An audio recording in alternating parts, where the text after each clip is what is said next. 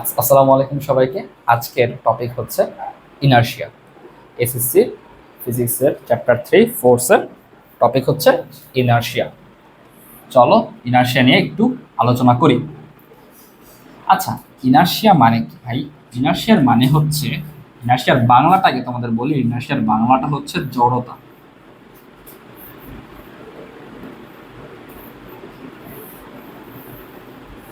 ঠিক আছে, ইনার্শিয়া মানে হচ্ছে আমি যে ধরো দাঁড়ায় আছি না, আমার এই যে দাঁড়ায় থাকার টেন্ডেন্সিটা, আমার এই দাঁড়ায় থাকার টেন্ডেন্সিটা হচ্ছে ইনার্শিয়া। ইনার্ট আছি আমি, ঠিক আছে? ওকে, এখন ধরো আমি মুভ করা শুরু করলাম। আমি যে মুভ করতে থাকার আমার যে টেন্ডেন্সিটা, আমি ধরো মুভ করতেছি করতেছি করতেছি, আমার এই যে মুভ করতে থাকার যে টেন্ডেন্সিটা, এটাও কিন্তু ইনার্শিয়া। ভাই, কিভাবে হলো ব্যাপারটা? আসলে আমাদের এই যে ইনার্শিয়া না, এই ইনার্শিয়া হচ্ছে দুই ধরনের। এক নাম্বার ইনার্শিয়া অফ রেস্ট, আর একটা হচ্ছে ইনার্শিয়া অফ মোশন।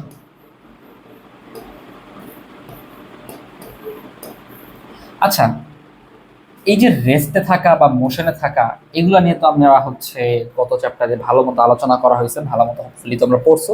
তোমরা জানবা যে রেস্ট কি আর মোশন কি। এটা কিন্তু এই যে রেস্টে থাকা বা মোশনে থাকা কিন্তু আসলে এটাকে আমরা একসাথে বলি state of motion. State of motion কি? রেস্ট। স্টেট অফ মোশন কি? ইন মোশন বা ইন মুভমেন্ট। ঠিক আছে? তো এই যে স্টেট অফ মোশনে থাকার যে টেন্ডেন্সিটা, স্টেট অফ মোশন যাতে চেঞ্জ না হয়, এই চেঞ্জ না করার টেন্ডেন্সিটাই হচ্ছে আমাদের ইনারশিয়া। তাহলে এটা ডেফিনেশনটা যদি আমরা লিখতে চাই, কিভাবে লিখবো?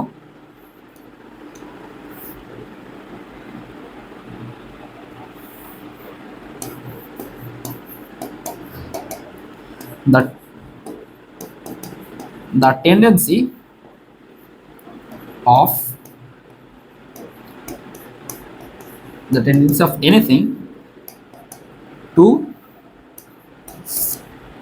stay in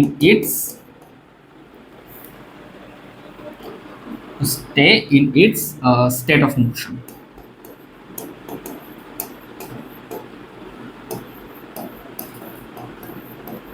It could be rest or it could be in motion.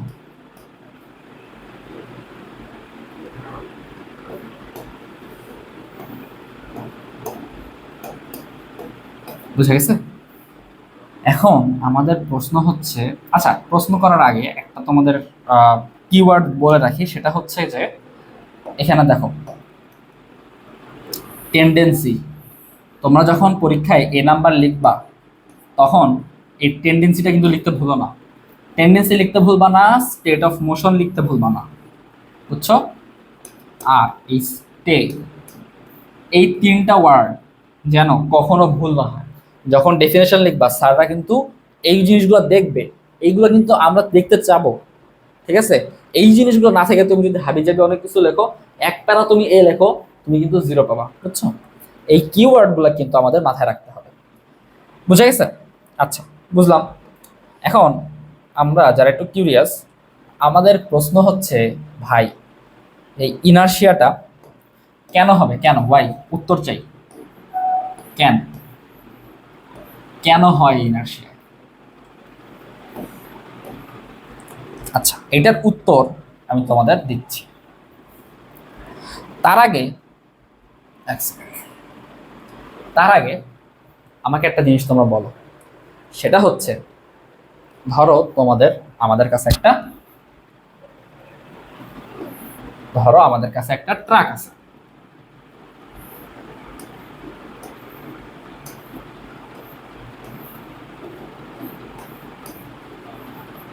ধরো আমাদের কাছে একটা ট্রাক আছে আছে এই ট্রাকটাকে ধরো কয়েকজন মিলে ঠেলতেছে। তাদেরকে অনেক কষ্ট হবে না? তারা ধরো 2-3 জন মিলে ঠেললেও কিন্তু ট্রাকটা নড়বে না, অনেকজন লাগবে, তারপর কিন্তু ট্রাকটা একটু হলে নড়া শুরু করবে। ঠিক আছে? আচ্ছা, এখন একটা সাইকেলের কথা চিন্তা করো তো ভাই।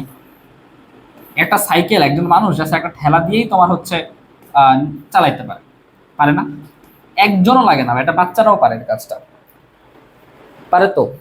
এই দেখো, আমি যখন এই ট্রাকটাকে ঠেলা দিচ্ছি, এই ট্রাকটা কি করতেছে, ওর নিজের জায়গায় অনড় থাকার চেষ্টা করতেছে, ও নড়বে না, ও কি জড়ো হয়ে আছে, ঠিক আছে?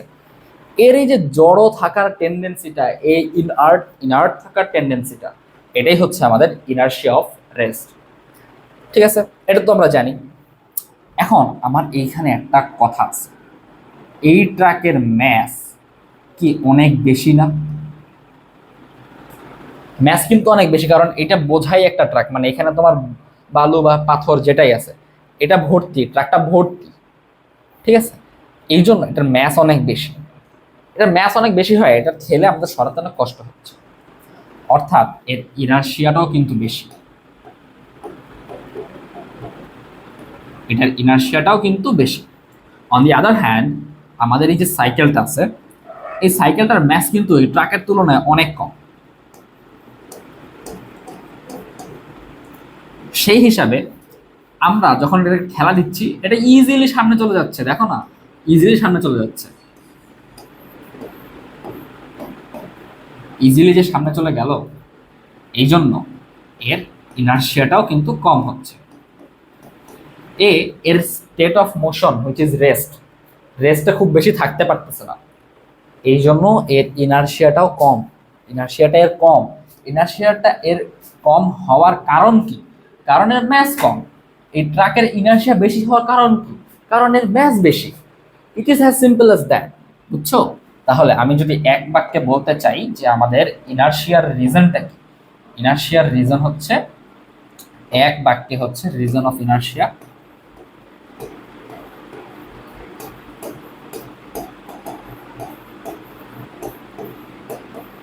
শিয়া হচ্ছে ম্যাস,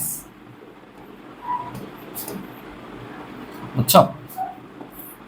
এখন তোমাদের মনে হয় প্রশ্ন রাখতে পারে, ভাই ম্যাস মানে তো হচ্ছে অ্যামাউন্ট অফ সামথিং। হ্যাঁ, ঠিকই তো আছে, অ্যামাউন্ট অফ সামথিং।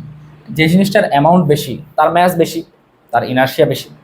জিনিসটার ম্যাস কম, তার অ্যামাউন্ট অফ সামথিং, ধরো এটা মেটাল দিয়ে তৈরি, এই মেটালটা কম, এর ম্যাস কম, তো এটার ইনার্শিয়াও কম, অ্যাজ সিম্পল অ্যাজ দ্যাট।